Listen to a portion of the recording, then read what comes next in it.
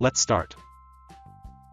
Today we will see how to implement a recycler view swipe to delete item functionality with a delete icon in the Kotlin Android. Let's see the project structure. At the app level build.gradle file, write this plugin.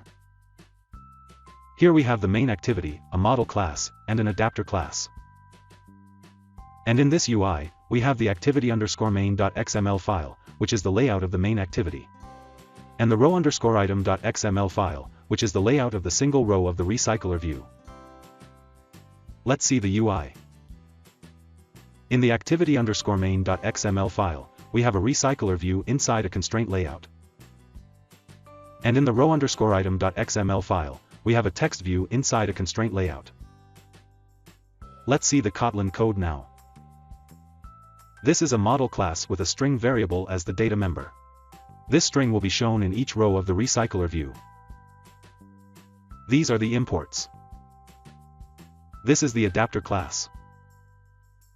These are the data members, and this is how we initialize them.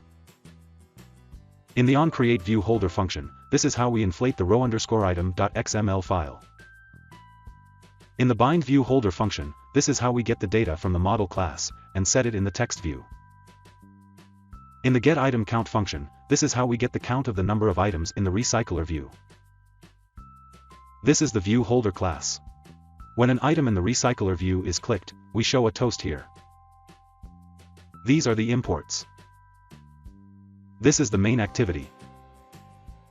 These are the data members.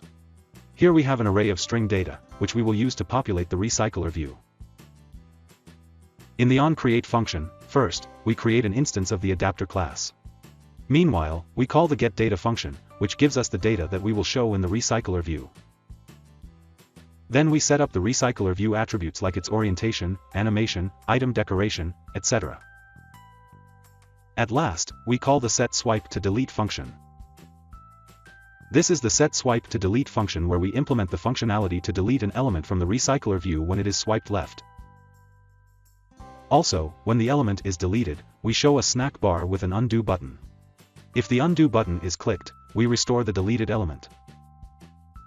In the onChildDraw function, we call the setDeleteIcon function. This is the setDeleteIcon function that draws the delete icon behind the recycler view rows.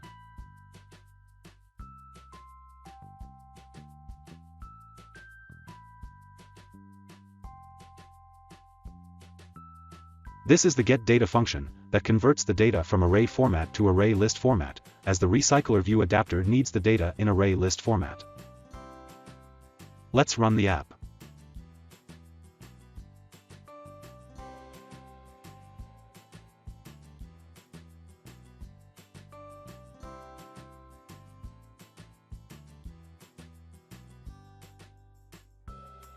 So that's it. That's how you can implement a recycler view swipe to delete item functionality in Kotlin Android. Thank you.